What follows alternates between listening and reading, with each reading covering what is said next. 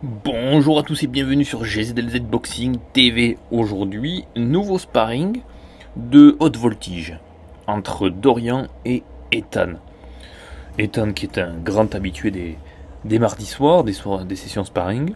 Dorian qui s'y met petit à petit de plus en plus, donc très intéressant. Là on a deux beaux profils, une adversité qui sera bien plus conséquente pour Dorian, et un profil un petit peu différent pour Ethan qui les a déjà bien parcourus depuis le début. Donc voilà, c'était important pour Dorian de voir quelqu'un d'un peu plus capé techniquement, avec un peu plus d'expérience, qui est pas timide, hein, qui a fait du boxeur beaucoup plus lourd, un peu plus léger. Donc voilà, Ethan, puis c'est quelqu'un de très permissif, Ethan, donc c'est super intéressant de boxer contre lui. Du coup, c'est une très très bonne expérience pour Dorian. Ça permet de bien voir où il se situe techniquement, physiquement aussi. Parce que sur 5 rounds avec une bonne intensité, de suite on se rend vite compte où on en est. Même si, bon, Ethan, c'est pas le genre de garçon à mettre un rythme fou. C'est quelqu'un qui a une boxe très intelligente, qui sait se préserver, qui n'utilise pas l'effort à mauvais escient. Donc c'est très intéressant. Puis techniquement, voilà, c'est un gabarit qui est grand, assez fin, donc ça va vite, ça a de la longe, ça peut toucher de loin, ça se déplace bien. Donc pour Dorian, c'est le test parfait. Donc voilà. Donc, premier round, toujours pareil, tranquillement, on prend ses marques, on met, euh, on met le cardio en route. On peut voir déjà que voilà, Ethan se déplace bien, il laisse le centre du ring, ça pose pas de problème.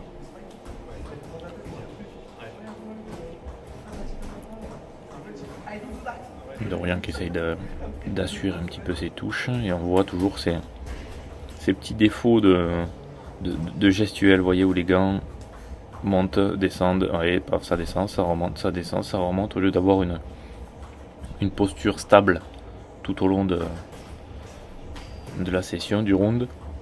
Ouais, ça c'est des gestes qui sont parasites et qui peuvent entraîner pas mal d'ouverture, et contre des garçons comme Ethan justement, c'est le genre d'ouverture qu'il voit et qui utilise, et qui l'utilise très bien.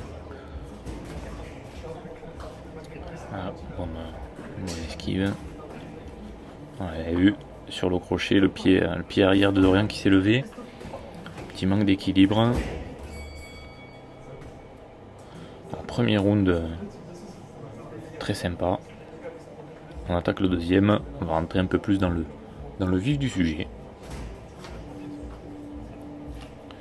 Avec des belles attaques en ligne d'Ethan. Un beau jab qui est passé pour Dorian.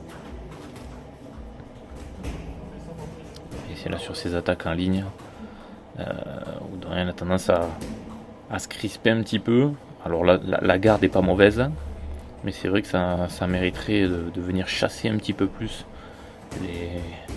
les coups d'Ethan, parce que sinon il va tout prendre dans la garde, et pendant un round ça va, mais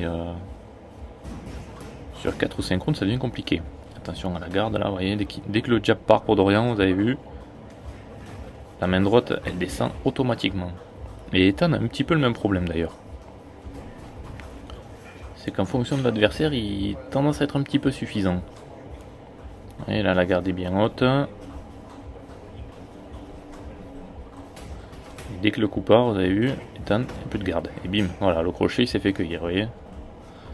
On en parlait. Le problème c'est que de l'autre côté, c'est pas forcément beaucoup mieux. Pouf. Et celle-là, ça c'est la spéciale. Ça lui est arrivé énormément contre Mathieu la dernière fois pour Ethan. Et ça, c'est vraiment quelque chose qu'il faut vraiment prendre l'habitude de toujours, quand j'envoie un coup, mais je dois pouvoir me protéger simultanément. Parce qu'envoyer un coup, c'est pas forcément. On peut en prendre un au même moment. Donc, c'est des choses qui arrivent assez souvent. Là, le bras arrière qui est bien passé par-dessus là, c'était joli. Le 1-2, et vous voyez, du coup, quand il envoie ses attaques, Ethan a tendance à, du coup, à plus avoir de garde. Alors, c'est sûr que ça donne une aisance pour les contres, mais attention parce que si l'adversaire est un peu vif, ça peut surprendre. On a vu là le crochet bras avant de Dorian.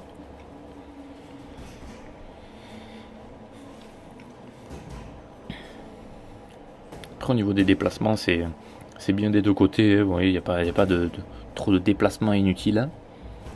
Ça recule proprement, ça vient chercher le contact proprement. Il n'y a pas de pas chassé, il n'y a pas de sautillement inutile. Donc l'opposition est propre à ce niveau-là.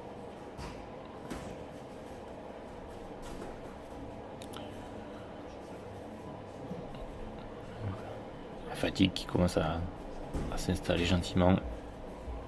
On a les bras qui tombent. Et vous avez vu à chaque fois, toujours sur ce jab de Dorian, le pied arrière qui se lève pour venir équilibrer. Ça, c'est qu'il est un poil trop raide sur ses jambes, un peu trop haut. Le s'ancrer un peu plus au sol et essayer d'aller envoyer son poids vers l'avant.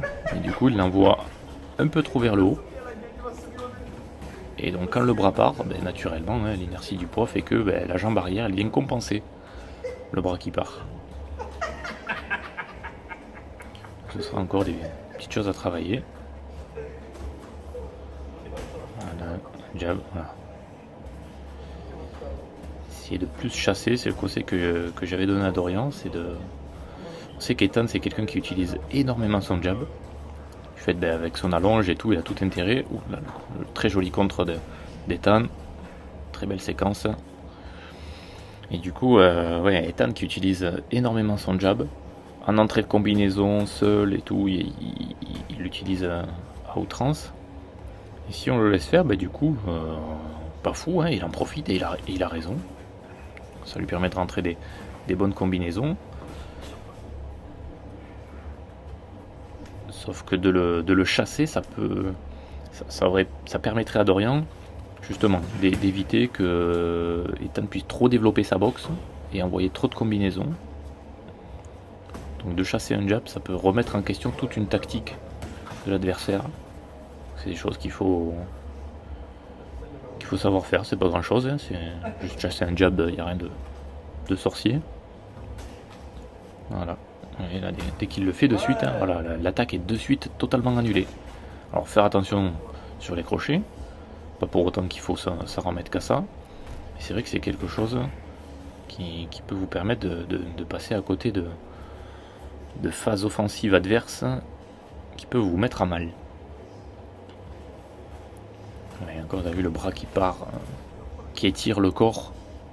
Et du coup, derrière, c'est difficile de se remettre en garde correcte. On a tendance après à rester droit sur les jambes.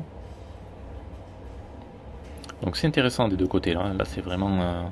Il y a des erreurs, ce qui est normal. Elles sont assez franches. Mais elles sont bien révélées par les deux, donc c'est très intéressant.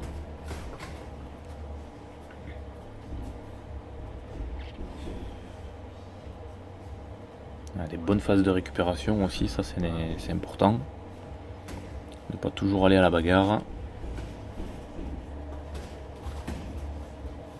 Et les phases où Ethan attaque, c'est vrai qu'il a tendance à souvent avancer et à s'exposer, à s'ouvrir. C'est pas évident d'attaquer en avançant. Alors, en général, on a l'ascendant psychologique si l'adversaire recule, mais si l'adversaire se fixe et décide de contrer, il faut être vigilant parce que en avançant et en étant offensif, c'est difficile d'avoir une bonne garde, de bien se protéger, d'être prêt au contre. Donc tactiquement, il faut faire attention. Début du 4e round. Donc là, les corps sont bien chauds, la fatigue met à mal la lucidité.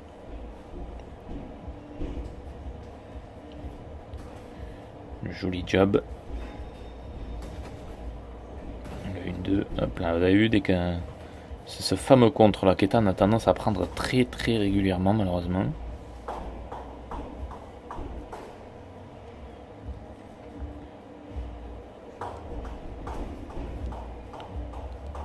jab. Voilà, là, beau déplacement latéral. Et des fois, il faut pas grand chose. Un pas sur un côté, un pivot. Et ça suffit pour annuler complètement une attaque. Et derrière, ouvrir des possibilités de contre. Voilà, on essaye de bien venir chasser ce jab. Dorian. Ethan qui est patient.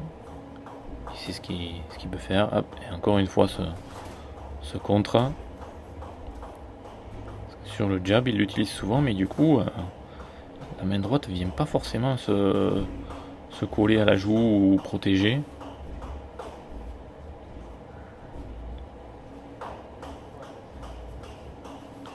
Ça cherche des angles.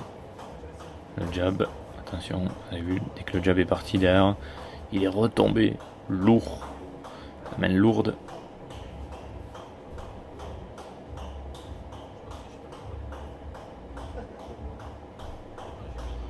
Là, on entre dans la phase où la défense est presque plus importante que l'attaque.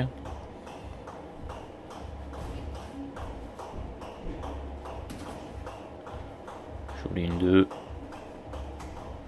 Après deux boxeurs qui ne se cadrent pas l'un l'autre. Vous voyez, il n'y en a jamais un qui a essayé de particulièrement s'amener dans un coin ou contre les cordes.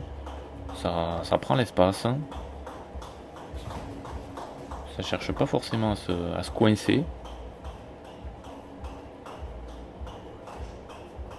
Le bras arrière direct.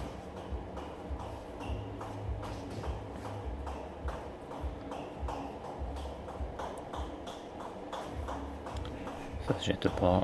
Vous avez vu sur le jab de Dorian, le bras arrière qui tombe et qui l'expose vraiment à un contre. C'est quelque chose auquel il faut faire vraiment attention.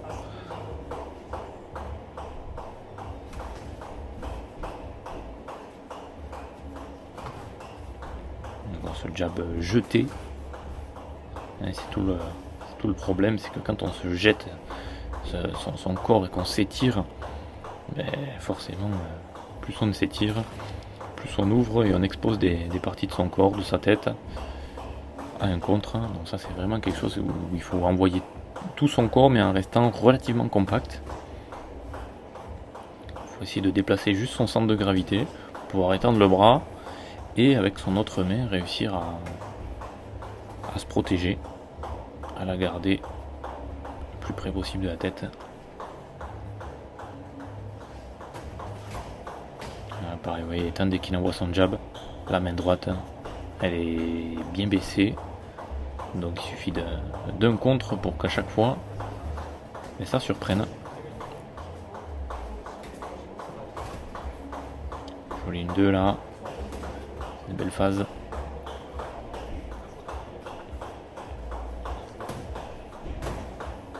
Voilà, on a eu le double jab.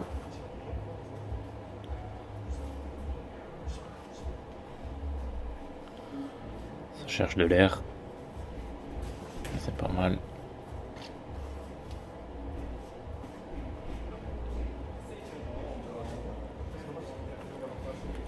Ça prend le temps. Un jab au corps qui est pas mal. Mais pareil, jab au corps, en général, on essaie d'envoyer d'abord un coup en haut pour faire monter la garde, stabiliser l'adversaire. Et ensuite venir chercher au corps. Parce que le jab tout seul en bas, c'est peu de risque pour l'adversaire. C'est rarement surprenant. Même si c'est un coup qui touche, c'est un coup qui fait rarement des dégâts, qui met jamais à mal l'adversaire. Le joli bras arrière en retombant là.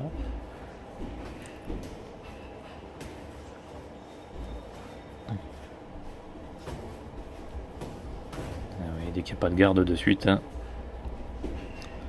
ça touche. C'est vraiment très important. Se protéger avant toute chose. C'est le plus important. Toutes les phases offensives doivent partir d'une bonne défense. Voilà, vous voyez, là c'est une bonne garde et ça part derrière. Et de suite c'est beaucoup plus propre. Même quand on se déplace, voilà, à partir du moment où on est dans le cercle offensif de l'adversaire, On doit toujours être à l'affût, bien sur ses appuis.